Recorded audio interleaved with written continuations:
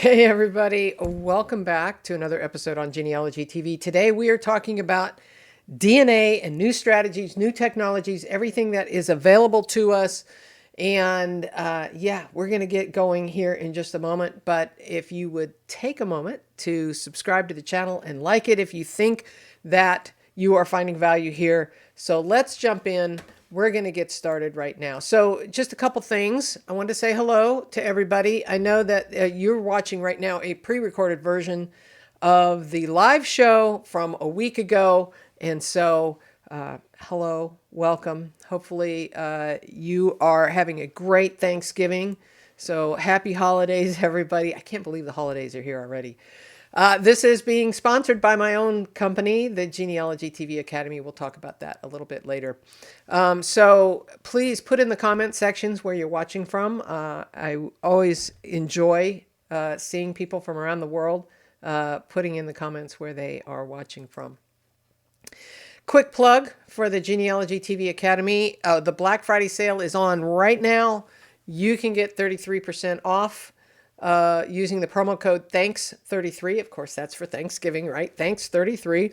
Annual members get an extra 10% off to start. And you go over to genealogytv.org and click on the Join the Academy button, and you can get started there. Okay? There is a handout for this. We'll leave links in the description box about how you can get the handout.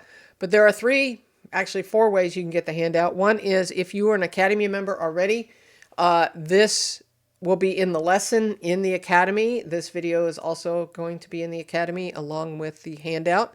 If you are a YouTube channel member and you are at the information access level, you can have the handout. That would be in the post on the YouTube channel is where you would find that. And same goes for the Patreon folks. If you are a Patreon member at the Happy Dance level, it will be in a post on Patreon. Or if you were a member before this video came out, then you would have gotten it in an email with the video announcement. Okay. And then if you're not a member of anything, if that doesn't float your boat, you can purchase the handout over at genealogytv.org. Okay. We're going to get started. Today, we're talking about new DNA strategies, new technologies. We're going to kind of review some of the methodologies we've been using and some new methodologies and why and how you should combine those DNA strategies with traditional genealogy. We're going to talk a little bit about the Genealogy TV Academy. We're going to talk about a contest. Yes, there is a contest, and your questions if there's time. And for those who watched it live, there was an after party, and so that was part of that. All right, let's talk about that. So I'm sorry if you're watching this now, you're watching it the Friday after the after party. So we'll just keep moving on. All right, today we're talking about Ancestry, MyHeritage, and Family Search. And we're going to start with any questions that you ever have that you need me to answer, no matter if it's in the comments or on live shows or whatever. Please use QQQ. It jumps out at us and says, oh, somebody has a question.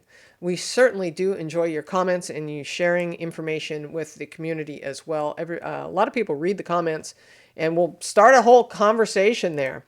MyHeritage is giving us some DNA kits to give away, so yay. Yay, right? We'll talk about that more here in a moment. So we're going to think, or maybe rethink, how we do our family history. And so one of the things we're going to start with is, why on earth do we use DNA in the first place for family history? Well, it helps us find those DNA cousins and helps us form this community of people that are from certain branches of the tree. Okay. It helps us find family trees that have clues in them. They might have records we don't have, and so on. So when do you do a DNA test, right? Well, I say that you do this after all of the traditional research is complete, or as soon as possible. You know, we're not getting any younger. But as far as really doing your traditional DNA research, you kind of want to do that after you have done all the record research first. Because when you do that, you'll find more information in your DNA and your family trees, you'll recognize things better because you've already reviewed some of the records. So you're looking for clues specific to ancestors that you are researching, and or maybe the family unit. Maybe that's a ancestral couple and their children, that kind of thing. Help you break down some brick walls and maybe find some unidentified parents. So how far back can DNA be useful? 3 to 4 times great-grandparents, roughly, when you're looking at the family tree. So in my case, I've identified DNA cousins. That doesn't mean I promise you, I haven't even grouped DNA matches in the last year or so, but the DNA matches that I have identified and grouped go back to my 3rd times great-grandparents in the family tree. Now, keep in mind that we lose DNA as we go back in time. So in some cases, I don't have DNA cousins from certain branches of the tree at all. So a great way to remember this, if you're looking at that DNA list and you're going, oh my gosh, I've got this whole DNA match list. There's thousands of people here. How on earth do I figure out how to use this for family history? I invite you to take a screenshot of this because it might be helpful. But here's what I suggest you do. So you identify a branch of the family tree that you're researching, and then you see that you have some cousins in there. And so how do you identify which cousin is appropriate for the ancestor in which you are researching? So if you are looking for example, a 3 times great-grandparent, as you see here, count the G's. Great, great, great, that's 3 G's. 1 more G for the grandparents, that's 4 G's. That's 4th cousins from that branch of the family tree that you want to study. Okay, so 4th cousins have 3 times great-grandparents in common with you if you've chosen the right branch, and we'll talk about how to do that. So where do you focus your time? Well, you focus your time where you want specific answers to specific questions, because you have a lot of great-grandparents. We get back to the 4 times great-grandparents. We have 64 great-grandparents. Go back 1 more generation and we're well over 100 great-grandparents. So let's focus our time. Now keep in mind too that, just for those who need that refresher, we get 50% of our autosomal DNA. That's what we find at Ancestry, Family Search, MyHeritage. The autosomal DNA, we get half from our parents, roughly, right? And it's a combination, it's a mix-up of the different branches of the tree. So therefore, you have roughly 25% from each grandparent. And it's not a whole 25%. I get this in the comments all the time. It's a recombination of different things. So as we go back in time, we start looking at, here's our grandparents, our great-grandparents, our 2 times great-grandparents, our 3 times great-grandparents. We're down to 3% of the DNA that we have inherited, okay? So with that in mind, where do we focus our time? Well, pay attention to the tree, and we're going to start focusing our research on the DNA cousins that are appropriate for that branch of the family tree. So here I've expanded the tree 2 more generations to take us back to the 6 times great-grandparent.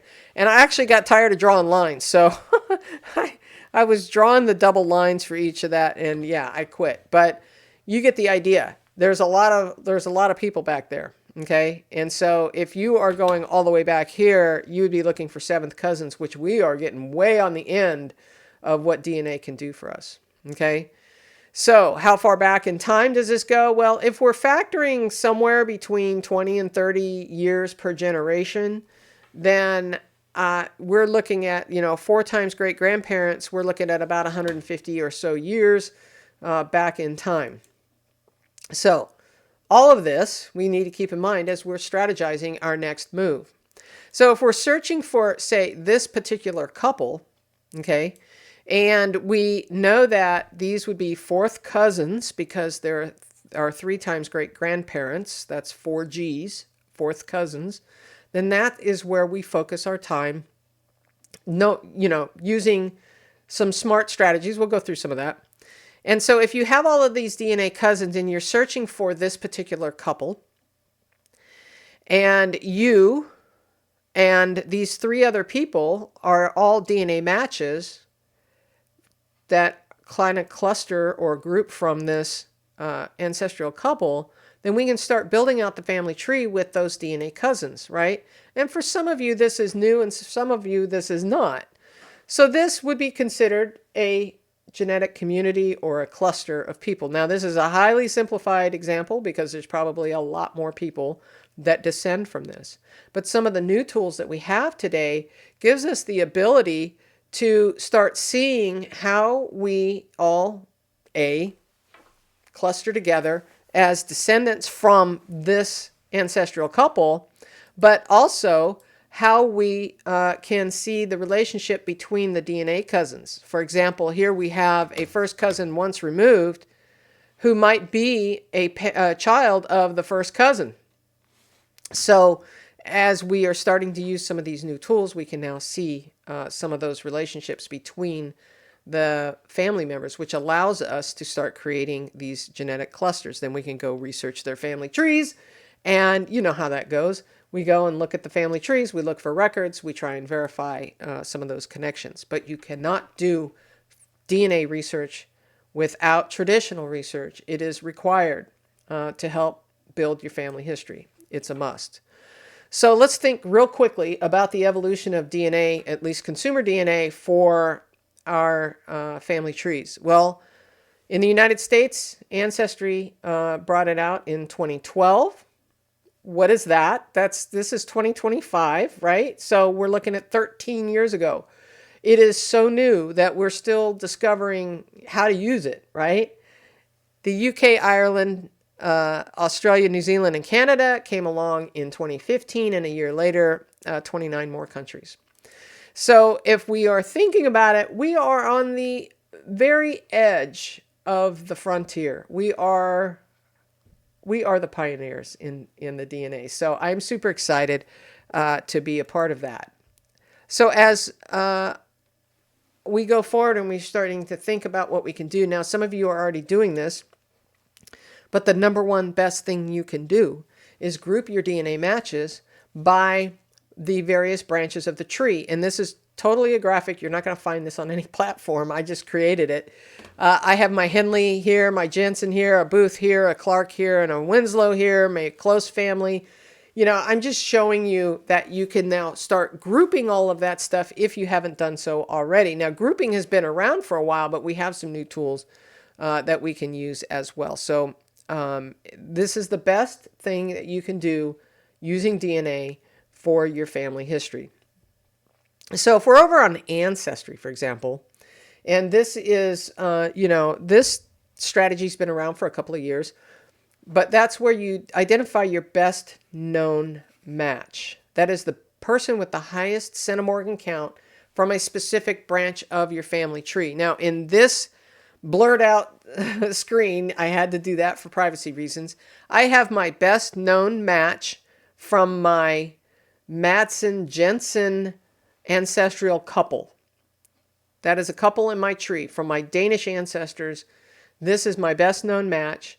And so I have clicked into her on Ancestry. So we identify that branch that we want. So let's say I'm going after my Danish ancestors. That's basically 25% of my tree is from Denmark. And we identify that best known match. That's the person that is closest, highest centimorgan count for that branch of the tree. That's we'll talk about filtering and stuff and how you got to that point a little bit later.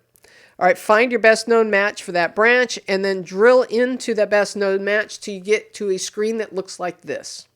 And then you click on the Shared Matches tool, as you can see here where I have. And in this first column, ignore this column for a second. In this column here, we can see match number one. Everybody in this list actually has a genetic connection with me and my best known match.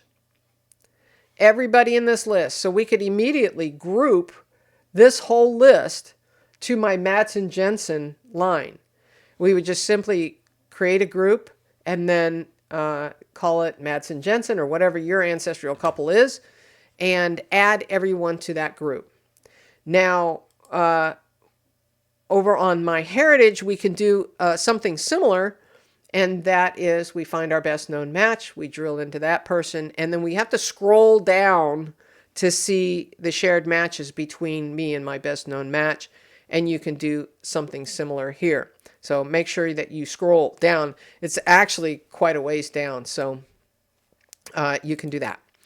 Okay, back on Ancestry again, in the Shared Matches tool, we are here, right, in the Shared Matches tool with my best known match. We can then group our DNA matches. Whoops, I went too far. Please stand by.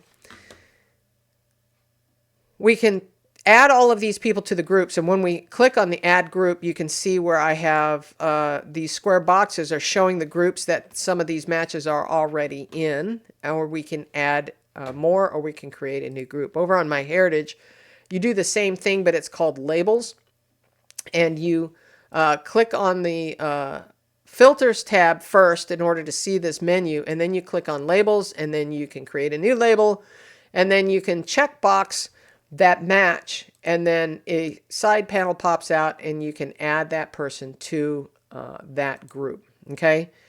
Back on Ancestry, we can filter in a variety of ways. So here we can filter to DNA matches, the type of match. We can do the trees, whether they're private or public. We can do we can filter to shared DNA. We can filter to the different groups that we already have.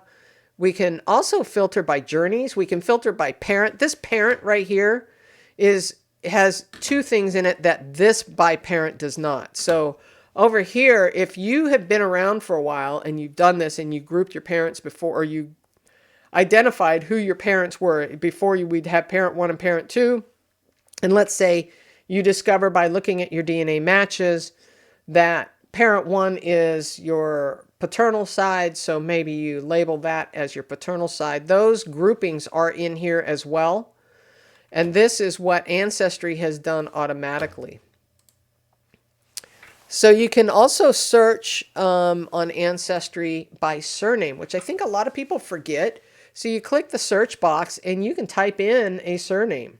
Now this is going to search the trees of other DNA matches for the same surnames. So if they haven't researched their family tree back to say the Winslow, which is what I have here, then it would not show up in your match list. So be mindful of that. You can also filter, believe it or not, these tabs across the top are a way of filtering. You can filter by location. So some of the newest tools over at Ancestry are this, whoops, please back up, is this other column over here where we can see how our ancestors are related to each, or I mean our DNA cousins are related to each other. So here I want to identify again the branch of the tree that I'm researching, right? And then I can go in and I can find my best known match for that branch of the tree. And so here I have labeled it, because I had to blur everything out, I labeled this as my best known match for that branch. And here I am in this column. So match number 1 is my first cousin, but for my best known match, it's a second cousin or a half first cousin once removed. Ancestry is not quite sure because we haven't confirmed that relationship yet. So here, match number 2, again, me, and again, the relationship to my best known match. So what's kind of cool about that is we can now see exactly, this is a pro tool now, keep in mind, this right-hand column, we can now see for those who have that Pro Tool subscription, we can see how they relate to each other. And in some cases, it can be really beneficial because we can then sort by this column, right? Or we can just scroll down and we can see, oh, wait a minute, my best known match, this is her niece. She's much closer. Match number 3 is much closer than I am. I'm a first cousin 2 times removed, or a half first cousin 1 time removed. So, So now I can then label or build out my family tree with match number 3 as being the niece of my best known match if I didn't know that already. So if I've got my best known match added to my tree, I can then go, okay, one of the siblings of my best known match had a daughter, and this is her right here. And I can add her to the tree, and oh, by the way, she has a tree, and oh, by the way, there are common ancestors there, okay? You can sort by your best known match column. So if you want to find out who the closest relationship is to your best known match, you can come up to the top. I don't have it shown here, but there is a sort button, and you can choose who this person is. It wouldn't say best known match, but it would say whatever their name is. And you can sort that column. So it might be that her father is in this column somewhere. Just saying. It's kind of cool. Now, Ancestry also has networks now. This is not part of the DNA tool package necessarily, but they have added a pro tool called Networks. And Networks, they are actually suggesting that you can do DNA here. I find it easier to do grouping through with your DNA matches. It's easier to group than it is to network, but you can create networks from your DNA matches. It's just a little bit more laborious. One of the new tools now they have is clustering. Now, MyHeritage has had this for a very long time, and it works pretty much the same way. You have your DNA cousins are the same across the top as they are down the side. I have these privatized, but you get the idea that they are the same going across the top as they are down the side. So we can do this, crosshatch. Now, where these dark lines are is where they're meeting with each other, right? So that you can ignore, but all of the other colored boxes are where these DNA matches match with each other. And so you can then go and click on the box and see what the relationship is between two cousins here. What is even cooler is that we can do a few more tricks with the clustering tool. And again, this is a pro tool. So the standard clusters are down to 65 centimorgans. The custom clusters, which are brand new, go down to 20 centimorgans. Okay, so they range between 20 centimorgans and 1300 centimorgans. And we'll talk more about that in a second. So what you do is you create a custom cluster by picking a DNA match, and that's your primary match. And then if you've got other cousins that are from the same branch, they call them sidekicks. You can add another cousin, or 2 or 3 or 4. I think you can go up to 4 cousins in this group and run a custom cluster. So here the centimorgan range is between 20 and 1300 centimorgans. So that is much lower. I think everybody screamed at Ancestry saying that it was worthless on the standard clusters when it only went down to 65 centimorgans. So now it goes down to 20 centimorgans on the custom clusters. And you can add them all to a DNA group that you could create. Or you can click the custom button. A side panel will pop up and you can add people to a group there. So if you click the add all, you can add everyone in this list. So in this cluster, there were 18 DNA cousins. I clicked on the 18, opened it up, and you can see all of the DNA cousins here. I can add them all to a group, or I can create a new group if I'm not if I didn't have a group for that branch. So this is from Ancestry's blog, and it says, why create custom clusters? Clustering around a certain match can help you fill in missing parts of your tree, discover matches who share DNA with a match of your choice, likely because they all come from the same ancestor. You can even add up to 4 additional related matches, which we call sidekicks, to narrow your results. Custom clustering goes beyond enhanced shared matches, showing you not just your matches, but not just matches you share a match with, but also how they relate to each other, okay? When you create a custom cluster, you can also choose the centimorgan ranges you want from 20 on the low end to 1,300 centimorgans on the high end. So let's talk about that for a minute. How low can you go? For the standard clusters, these are the ones that Ancestry automatically creates. It is 65 to 3,500 centimorgans. Now, 3,500 centimorgans is a parent-child relationship, okay? The new custom clusters go to 1,300 on the high end and 20 on the low end. So when we're thinking about that, I went over to DNA Painter and I said, okay, what relationships do we have at 1,300 centimorgans? This is the high end of the custom clusters. You can see here that we have great grandparents, great aunts and uncles. We have a variety of relationships that we can have at 1,300 centimorgans. So I'm just making you aware there is a high end to this as well. So how to pick the match of interest for your custom clusters. Again, this is from the Ancestry blog. They are giving us several different options here. And so I'm just quickly going to read through these. You can pick a second or third cousin. If you have close cousin matches, choose a cousin related to you through your brick wall ancestor to find other matches connected to that ancestor. Look for unique clues.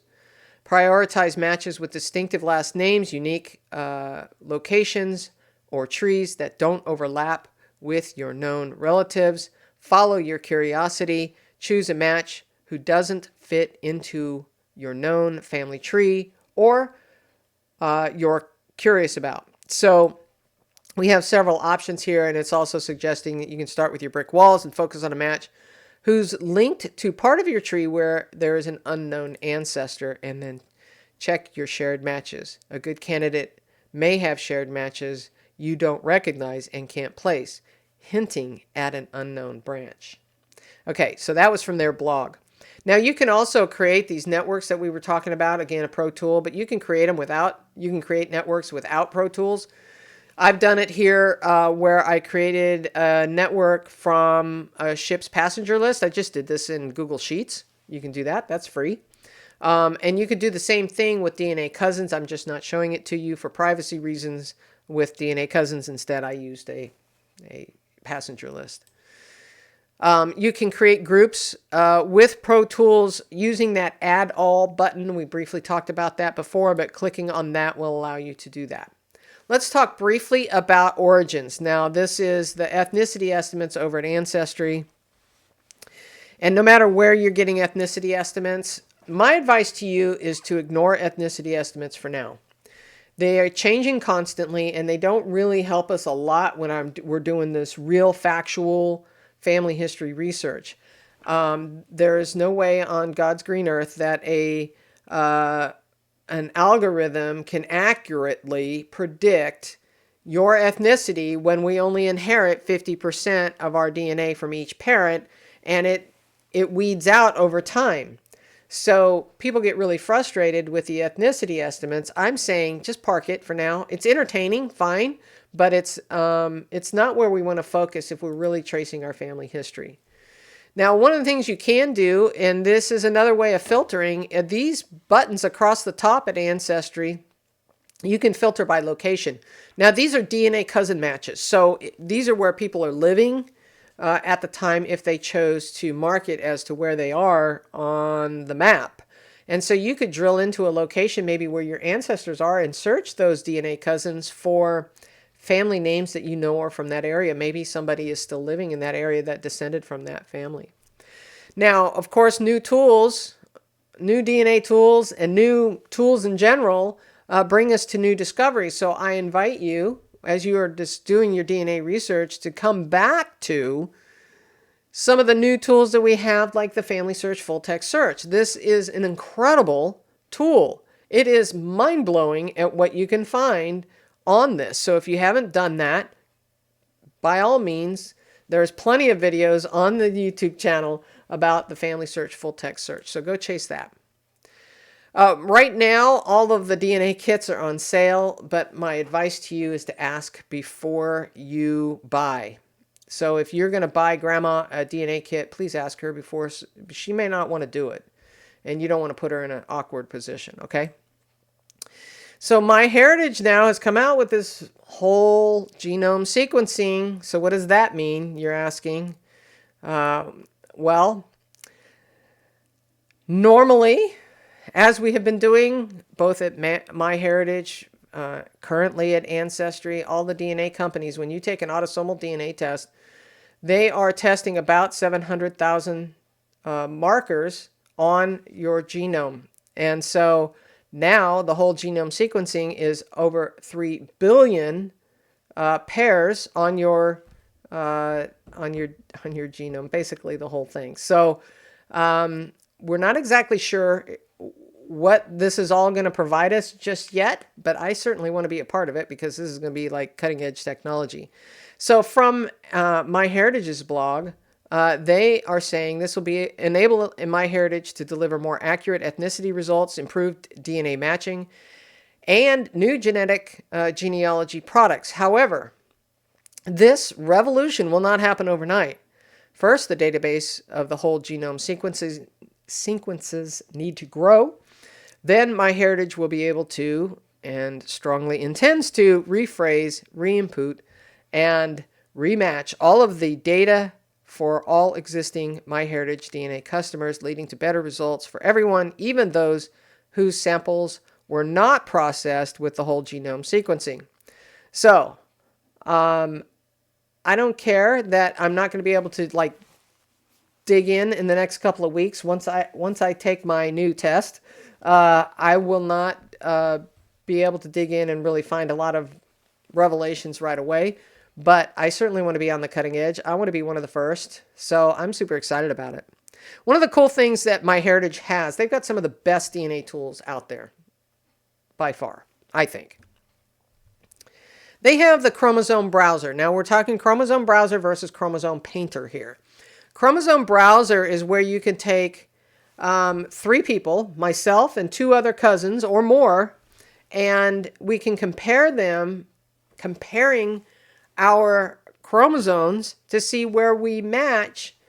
And basically what these little boxes are showing us is the DNA of our ancestors for that branch of the tree. So you want to be picking DNA cousins from one specific branch. You don't want to be going different branches because it won't triangulate. These boxes are triangulation. And so by doing that, we are able to then see where our ancestors' DNA, where our DNA is coming from certain branches of the tree, which is really cool. Over at Ancestry, they have what they call a DNA painter. And so don't get confused by this. It's completely different. What they're doing is they're painting the chromosomes with the ethnicity estimates and where they believe our ethnicity is coming from on the chromosomes. I do not find a lot of value in this for family history research. Just a note, MyHeritage is no longer allowing uploads of DNA. So in the past, you were able to download your DNA from Ancestry or other platforms and then upload it to MyHeritage. Because of the new whole genome sequencing, they are not allowing that anymore. But it's only $29 to go get a DNA kit over at MyHeritage. And so now that there's like, 3 billion base pairs that they're going to be... just so you'll know, it is a low pass, so it's 2 passes that they are going through, whereas if you were doing a health test of some sort, much more expensive test, they would do many passes across your genome when they're looking for certain markers, right? All right, so here's my advice. Focus on one branch at a time. Start with what you know, filter your DNA matches, and build your tree with the matches of interest. Don't waste your time getting overwhelmed with all of these DNA matches, okay? So as we think about a new strategy, you might want to think about this. Identify the family or unit branch. We've been doing this before. I suggest you do all of the traditional genealogy research first that you can. Identify your research question once you've done that research. Filter to the branch that you want. and then identify your best known match for the target ancestor or the target ancestral couple, and then group or cluster your best known match. Use that shared matches tool, and maybe even sort to their relationships, your best known matches relationship, if you have Pro Tools to do that. View the quality matches for clues. Add floaters. I don't know if you're familiar with floaters, but we talked about this a lot over the last several years, where you can create a little family tree inside of your family tree. Don't create a new tree. Use the tree where your DNA is attached. Because once you start identifying where these little floating clusters of family trees are within your main tree, you can then attach that whole cluster easily once you figure out how they attach. And then you can also use networks to identify unknown matches as well. And there's a lot of videos on this YouTube channel about how to do floating trees. Determine how they connect and add them to the tree. Okay, and then return to traditional research to investigate new findings. So once you've added this little cluster of DNA matches to the tree, and you're starting to discover more, you want to return to that traditional genealogy to go find more records and go find more evidence of the connections, and then rinse and repeat. Do the same thing for the next generation over and over again. I would avoid reaching out to DNA matches until you've done a lot of your research already. I heard Krista Cowan say one time in one of her live streams that she does not contact a DNA match until she knows how they connect to her tree. So a lot of times she does not do any of that because, it's just frustrating for everybody if you haven't done your homework, basically, and you're reaching out and saying, hey, what do you know? I've seen people cut and paste, boilerplate, cut and paste the same email to multiple DNA cousins. And they're just like, hello, I want to know everything you can about this ancestor. Thank you. And hoping for a response. Be a little more specific on what you're looking for. So what is real and what can you rely on with DNA?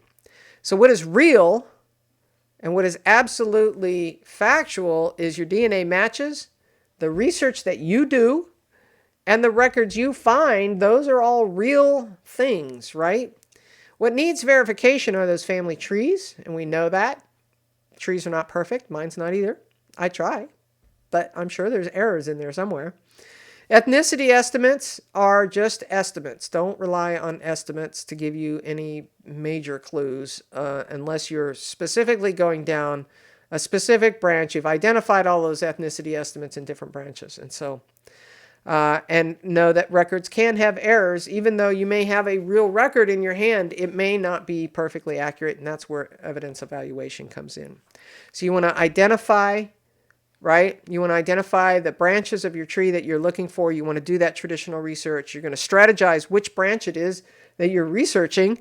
You're going to do that DNA grouping or clustering of some sort to your best known match for that branch, and research those new discoveries. So you just keep going around in this circle. Once you learn these skills, you can learn them over and over again. All right, there's a contest giveaway. Links are in the description for how to sign up for that, for a chance to win. So you must be living in the United States. I'm sorry for those outside of the United States. I cannot keep up on the laws of all the different countries in contesting. You must be 18. You must have a valid email address. Odds of winning are going to be based on how many entries there are. Okay.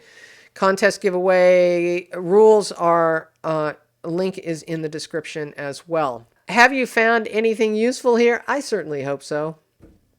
There's a lot going on all the time in DNA, and there's so much for us to try and keep up on. So keep watching, because I keep bringing out more videos. All right, so let's talk about the Academy for a moment. The reason I created the Academy was I was getting the same questions over and over again, and I felt like there were not really anyone teaching the skills that I thought needed to be taught. And that is how to basically research, how to do family history research for anybody, anywhere. How to do research. It's the same set of skills no matter where you are. So it's how to get organized, how to do record research. We talk about evidence evaluation a lot. Is one of the key components to some of the skills you can learn, and kind of read between the lines and learn how to really evaluate a record for its quality. Then we correlate the evidence. That means we're taking all the records that we found and we're correlating the facts within those records. And then we document it, and we talk about research tools and research strategies, which are constantly changing. As you can see today, we're constantly updating strategies. So knowing these skills will help take your family tree back generation after generation, right? Ancestor after ancestor, as far back as the paper trail will let you. Two components to the courses, to the academy, I should say, is the self-guided courses and then the live classroom. The self-guided courses are basically the recorded library, and we'll talk about that. This is a membership. We have 2 sessions a month on Zoom, and so it's the first and third Wednesday of each month, typically, unless something changes, but most of the time it's at 3 p.m. Eastern Time. They are all recorded in case you are working or can't attend. We have a special guest in December. I'm super excited. Annette Burke-Little will be giving us a presentation on December 3rd. Super excited about that. So what's included? The Academy exclusive live classroom, the Academy exclusive recordings of all past sessions. These are just on the Academy. You've never seen these on YouTube. All Academy handouts and worksheets. The Academy flagship courses, there's 2 of them. One is getting started in genealogy, followed by smart research, which is kind of the next step after getting started. So if you're brand new in genealogy, this is a great place to start. All of the YouTube videos from 2021 to present day. We keep adding.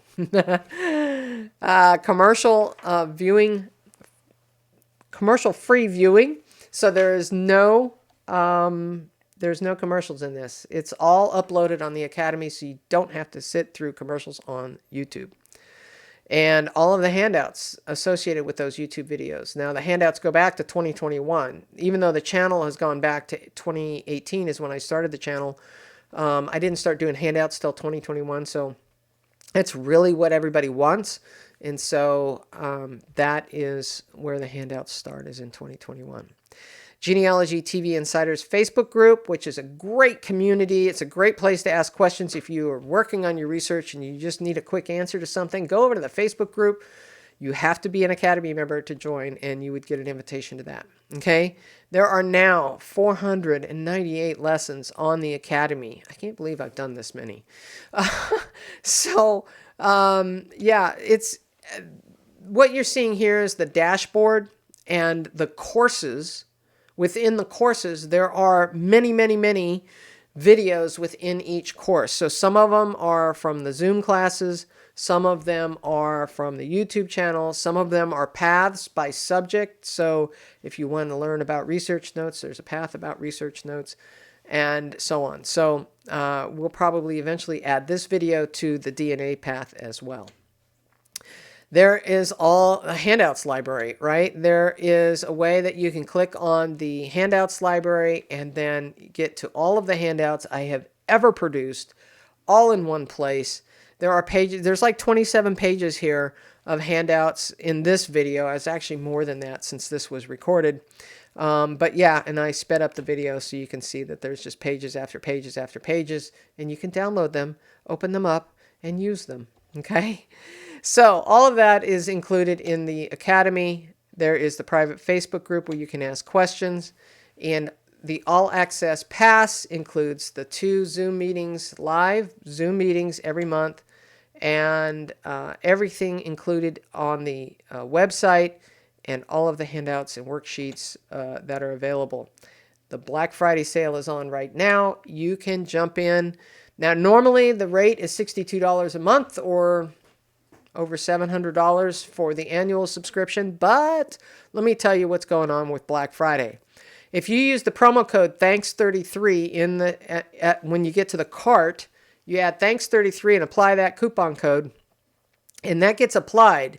So what happens is, the rate is normally $62. Then it's $20 off, $20.46 off for the Black Friday sale. This is the biggest sale of the year. I don't do this much of a discount any other time during the year. That brings it down to $41.54 a month. I try and make this as affordable as possible. And so there's that. Okay. And that is for life. So if you ever leave the Academy and come back, you still get that same rate. So just know that for those who may have left and want to come back, you will get the same rate you had before. There is an annual option where you can save even more. So normally, the normal rate on an annual subscription would be $744 when you take the monthly rate times 12. So that's $74 off. You get 10% off automatically with the annual membership. And then if you look at the cart, you'll see that it's brought down to $669 and change. And then you can stack the promo code Thanks33 on top of the 10% discount. So now we're making some major moves on how much you're saving. You're saving $220, almost $221 using the promo code. And so that brings the new annual rate down to $448. And that is a savings of almost $300. Now, here's the thing about this. You go to some of these institutes around the country or some of the other academies, and you can pay $300, $400, $500, $600, $700 for a 1-week course. And a lot of times it's a 4-day course, or maybe it's a limited time course. And you can learn a lot. I've taken them. I love these courses. I take them myself. But the reality is that's a 1-week course, and you can get a whole year, actually 4+ years worth of content for $448. So I hope you'll consider that. We're at genealogytv.org/academy, not .com, just saying. That won't get you there. genealogytv.org. And so long story short is that's almost 5 months free if you choose the annual option. Okay? Don't forget the promo code Thanks33. And yeah. So what will you learn? How to avoid making mistakes, first of all. How to get organized. We talk about this a lot. Learn good research skills, smart strategies so that you're not wasting time barking up the wrong tree. How to prove your lineage, and how to have confidence in your family tree so that you can share it with your family and friends, okay? So are you ready to find your ancestors, break down those brick walls, get organized, and learn proper genealogy research? Use those same skills over and over again? I hope so, because if you are committed to learning, we are committed to helping you with your journey, okay? My guarantee is this: if you change your mind and aren't satisfied for any reason, just send us an email within 14 days of your purchase, and we will give you a full refund within 24 business hours. Promise. Okay? Now, frequently asked questions. Who's teaching the courses? I teach almost all of them, although this coming year I'm going to start adding more and more guest speakers. And so we will see some more educators because, I don't know everything. Okay. So will the classes be recorded? Of course they will. Is this the same as the Genealogy TV membership, the channel membership, and or the Patreon membership? So the YouTube channel membership is a monthly subscription membership where you would get the handouts, the recent ones, in the posts. And then the Patreon membership is very similar. You get them in the post or an email when the new one is announced. But the problem is, if you are looking, you need to learn something that was talked about a year ago, you're going to have to scroll through all those posts to find those handouts. And so at the Academy, you get them all in one place, easy to find. Okay? How long will this be offered? It is available until Cyber Monday, I believe. Offer ends on December 1st. So you can get the All Access Pass. The Black Friday sale is on right now. You get 33% off. Annual members get an extra 10% off to start with. And so you can save a ton of money right now if you want to come join the Academy. And we have so much fun. We cut up, we laugh, we jump on about 15 minutes early just to talk about the weather and talk about,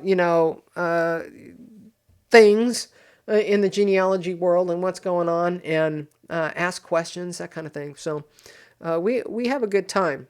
All you have to do is hit that Get Start button on the website, and we'll leave a link directly to the product code if you want in the in the description box and in the handout.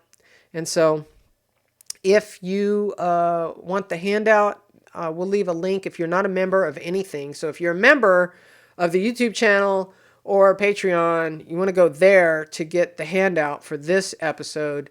If you're an Academy member, of course, you know that you have it here in the Academy.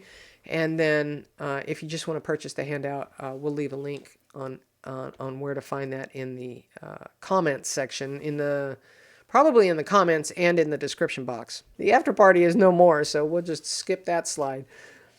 All right, well, I hope that was helpful. If you have any questions, leave them in the comments sections, or you know how to reach me if you're an Academy member. We'll see you. Bye.